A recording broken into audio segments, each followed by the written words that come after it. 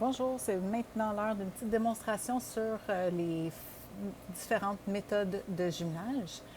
Ce vidéo va contenir une démonstration du jumelage automatique. Donc, quand vous n'avez pas de base de données et que vous voulez assigner un code aléatoire pour que chacun des étudiants, chacune des personnes puisse avoir un code pour accéder à leurs photos sur le Spectra ICOM. Donc, première des choses à mentionner que chaque enfant, chaque individu doit avoir le même nombre de photos. Donc, si vous en prenez plus ou de façon inégale pendant votre prise de vue, c'est bien important de faire votre ménage et de vérifier avant de nous envoyer les photos. À noter que notre système peut jumeler jusqu'à 9 photos. Donc, de façon automatique, on peut jumeler jusqu'à 9 photos par personne. Si vous en avez plus, il va falloir que vous ayez ajouté manuellement les codes sur le Spectra ICOM et même que ça peut faire débalancer le jumelage. Donc, jusqu'à 9 photos en mode jumelage automatique. Donc, en premier, vous avez votre dossier de toutes vos photos. Vous avez pris des photos en quantité inégale pour chacun. Et là, vous faites votre ménage, votre tri. Moi, dans mon cas ici, je décide d'avoir 4 photos, 4 poses par enfant. Donc, j'ai mes photos supplémentaires. Ici, je me suis fait un petit dossier pour jumelage automatique sans base de données. Donc, quand j'ouvre ce dossier-là, faites celui-là ici, on voit que j'ai un total de 19 éléments. Donc, on voit tout de suite que ça ne fonctionne pas parce que je me suis dit, avec 4 photos par enfant, je ne peux pas avoir un nombre impair total, donc je vérifie. Donc, j'ai mes 4 fois ici.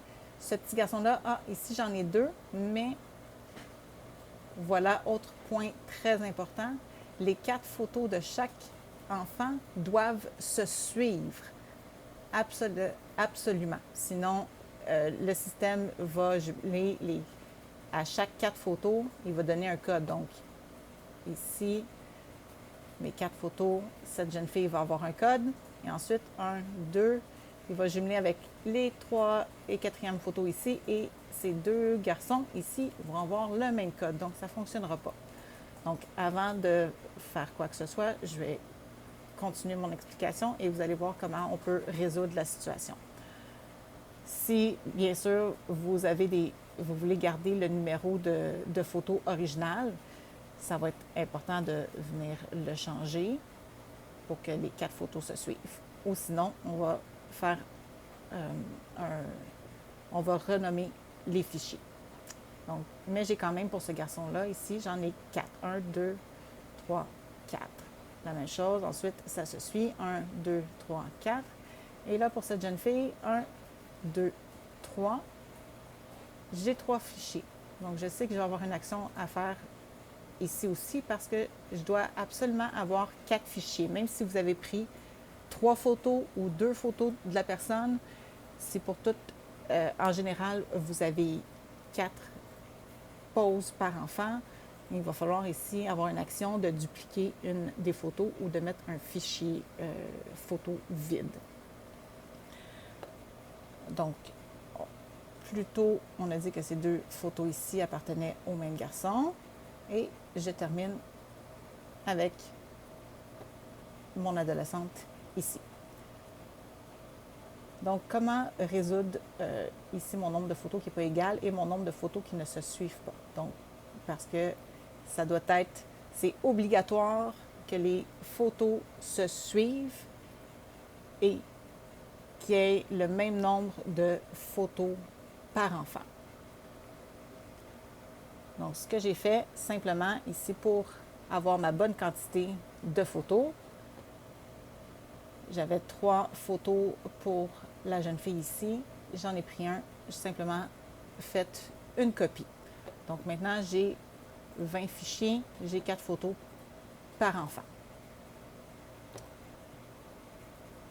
si vous voulez garder le numéro de photo original, ça peut être très simple d'aller copier un de vos numéros et de le changer, de l'appliquer à l'autre afin que ça se suive. Et on peut même, à ce moment-là,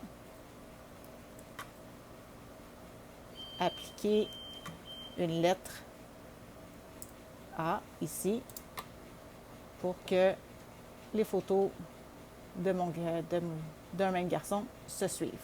Donc 1, 2, 3, 4, 1, 2, 3, 4, 1, 2, 3, 4, 1, 2, 3, 4 et 1, 2, 3, 4.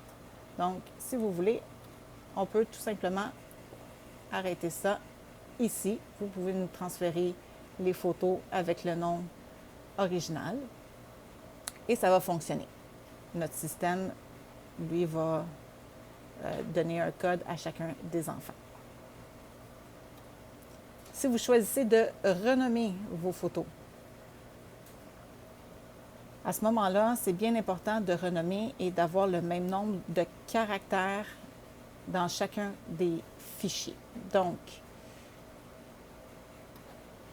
si vous avez pris, en fait, on recommande simplement de mettre des abréviations alphanumériques. Donc, exemple, vos abréviations clients à l'avant, suivies de 4 chiffres. Parce que si on y va juste en mettant les 1, 2, 3, 4, 5, ensuite rendu à 10, le système, lui, il ne le triera pas comme ça. On va faire un petit exemple de comment mon système va trier tout ça.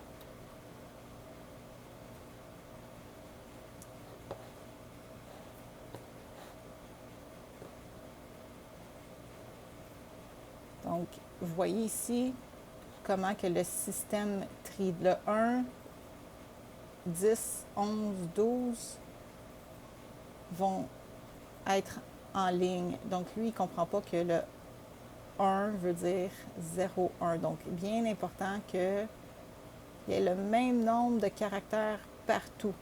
Sinon, ça va nous donner des jumelages et qui finissent par être décalés.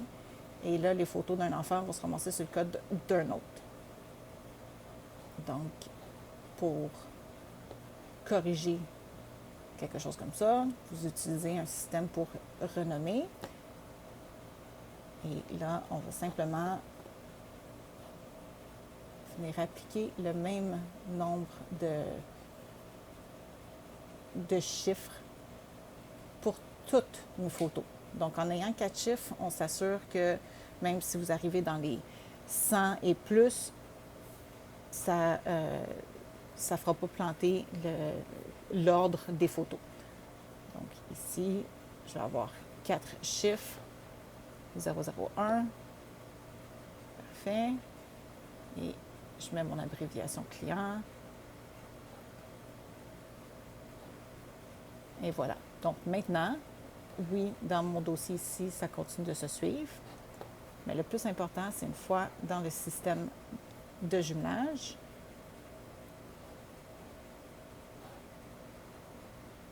lui, ici, ça va garder l'ordre. 0001 et ainsi de suite. Donc, le 1 par rapport au 10, par rapport au 100 ou par rapport au 1000, ils vont se placer dans le bon ordre et ainsi avoir au moins chaque enfant séparément et chacun va avoir son code aléatoire. Si vous avez des questions sur le jumelage automatique, n'hésitez pas à nous contacter. Merci.